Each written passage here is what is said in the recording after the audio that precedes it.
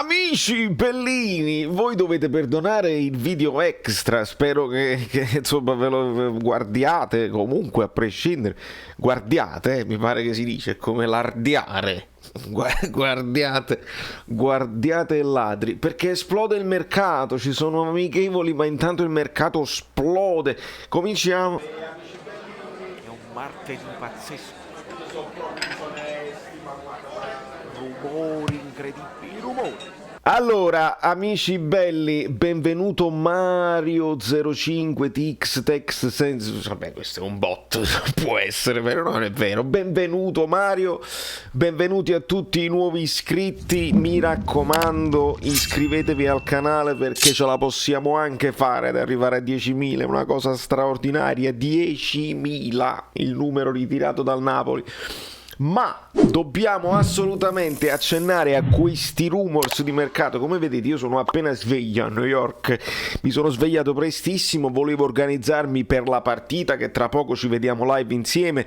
Sento notizie di Sky, un'opzione Sky perché lo streaming Canale 8 non lo può fare per contratto e quindi io da New York non potrò guardarla su Canale 8, solo chi è in Campania, digitale terrestre, insomma può vedersela su Canale 8. Io dovrò organizzarmi in qualche modo, adesso vediamo qualche collegamento, io avrò un collegamento comunque dallo stadio perché io ho gli inviati bellini, questo non c'è dubbio, però ne parleremo insieme in live e ci divertiremo sicuramente, non mancate, c'è già il promemoria, andate subito a cliccare sul promemoria, lasciate il like preventivo così non vi dimenticate. Ma nel frattempo cosa succede sul mercato? Nel giorno in cui Lionel Messi fa la conferenza di addio e piange.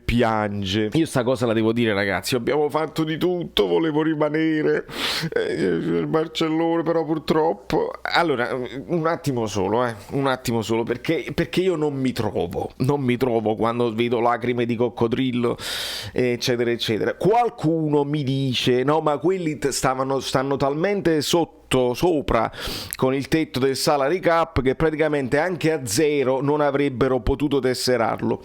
Non mi trovo perché se comunque il Barcellona è riuscito a tesserare Depay ed è riuscito a tesserare Agüero, vuol dire che comunque c'era uno spazio per fare questi tesseramenti. Com'è che proprio Messi, che si sa che ogni anno deve rinnovare, che si sa che pure l'anno scorso c'erano queste cose, insomma così, sto parlando un pochino con amici.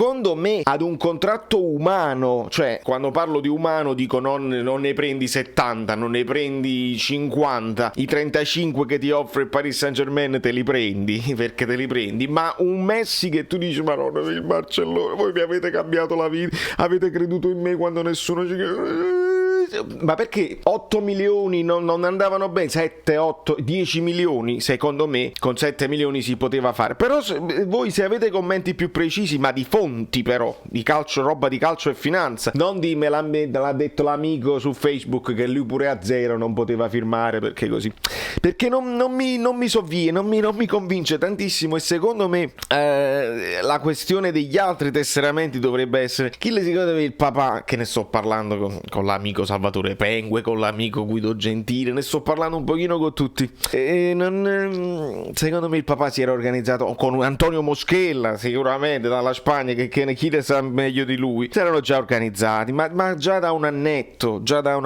perché poi hanno cominciato a fare brutte figure. Barcellona non vince insomma l'anno scorso è andata male, allora probabilmente immaginate un Messi che dice io per riconoscenza mi abbasso l'ingaggio e guadagno meno di Griezmann.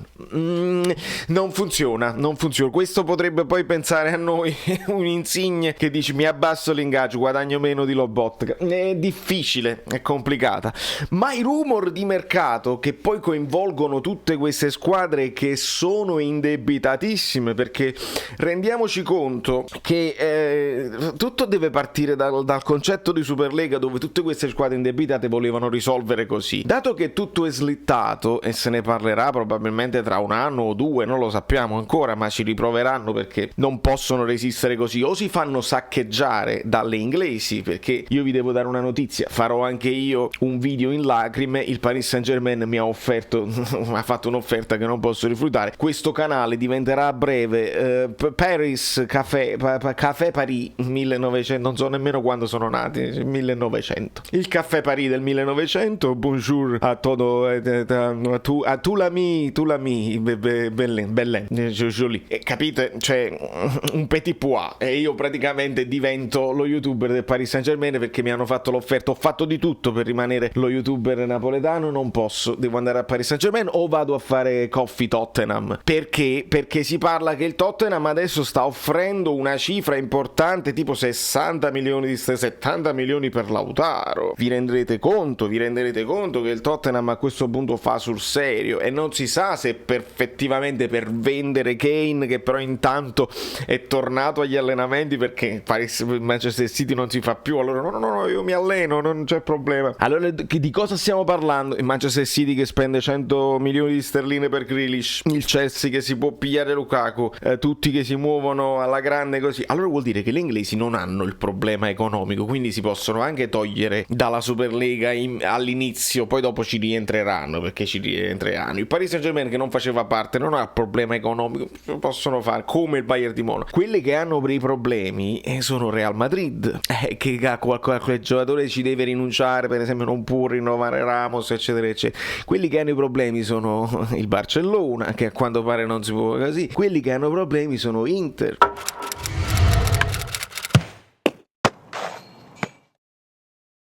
Lo stiamo vedendo, poi questi soldi li reinvestiranno, perché a questo punto non basterebbe più uno Zapata per sostituire Lukaku, ma se devi sostituire anche Lautaro, minimo ti devi andare a prendere Vlahovic, e quindi i soldi che entrano poi in qualche modo devono riuscire. E in questo valzer delle punte, secondo me la storia di Petagna ritorna di moda, perché qualche cosa si muoverà per forza e qualcuno l'offerta a Petagna la farà. Poi dobbiamo vedere quanto offrirà. Probabilmente, se ci conviene. Ancora la storia di Tutino io la lascio bella importante sul piatto, perché se noi poi vendiamo Petagna e non ci sarà il tempo di prenderne un altro, andiamo in grossa difficoltà, ragazzi, credetemi, non possiamo rimanere solo con Osimhen e Mertens là davanti, ci sarà la Coppa d'Africa, Mertens ha dei problemi fisici, non si può rischiare assolutamente. Allora quindi c'è questo dubbio, perché Lautaro potrebbe essere sostituito, la coppia potrebbe essere sostituita da Dzeko, che adesso si parla di Dzeko, si continua a parlare di Zapata e si parla anche dello stesso Abraham del Chelsea, però a quel punto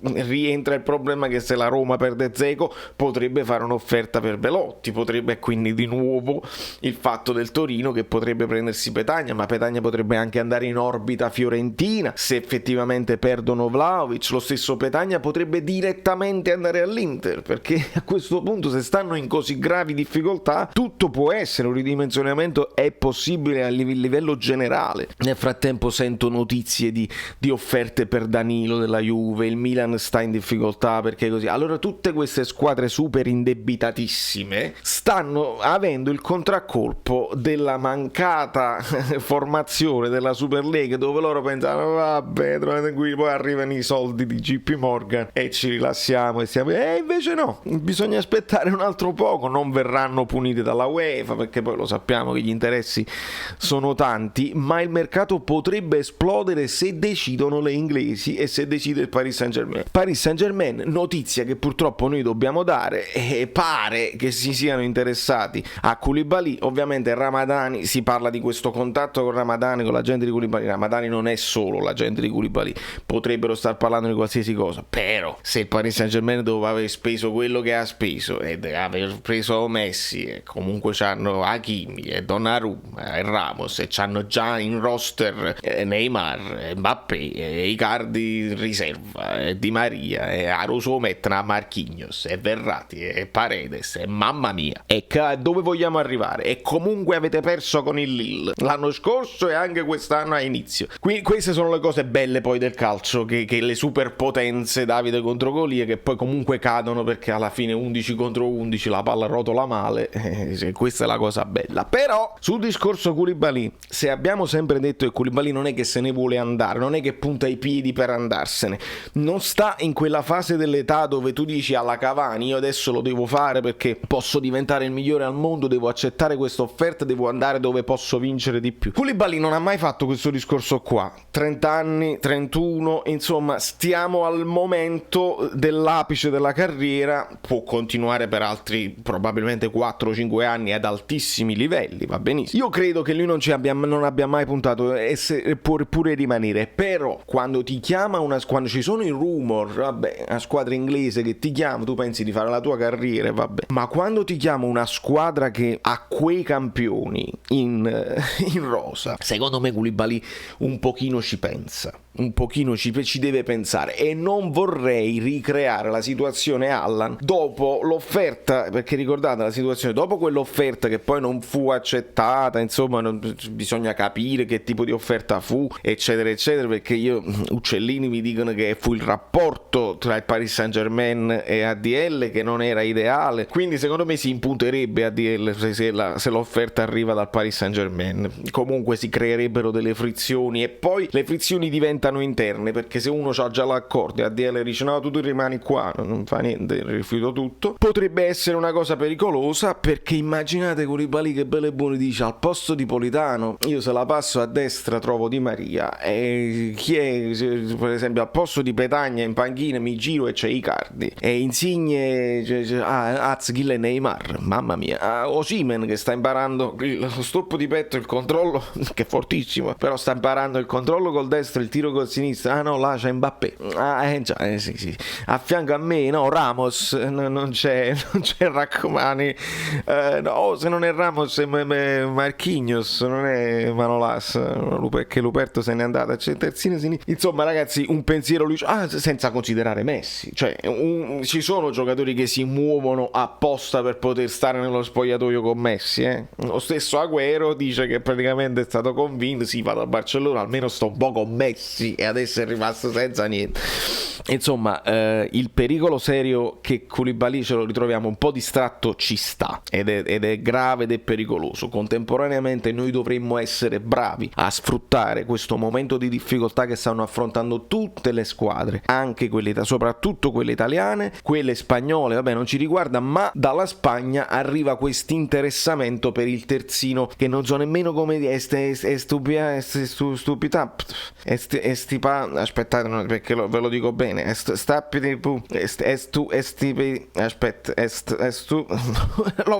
se leggo e mi fermo un attimo, conferma Estupignan dal Villarreal. Ci sono anche ovviamente offerte dell'Arsenal, perché comunque dal West Ham, non lo so, comunque è chiaro che se il Napoli gli interessa un giocatore, qualche inglese dice ci hanno Giuntoli sotto controllo, e appena Giuntoli c'ha un'idea offrono 1000 lire in più e se lo prendono loro. Però pare che il Napoli stia cercando di affrontare per questo terzino sinistro del Villarreal, e quindi nel caso in cui dovesse accadere noi avremo un approfondimento da chi lo conosce bene, da chi abita proprio in Spagna, perché lo sapete io non parlo a vanvera. È stato un video extra, ci vediamo tra poco comunque in live da New York. Valerio Fluido è tutto, ma in realtà non è tutto, perché abbiamo appena cominciato. Iscrivetevi al canale, lasciate un like finale perché ve lo siete dimenticato, capita, non è per cattiveria o cattiva volontà, capita. Quindi dobbiamo arrivare ai 10.000 e arriviamoci, si deve cliccare sopra la cosa così, poi cliccate sulla campanella, poi vi iscrivete al canale Telegram, poi dovete praticamente fare basta, sei cringe, quante cose, tutte le cose bellissime. Io mi ricordo come mi chiamo.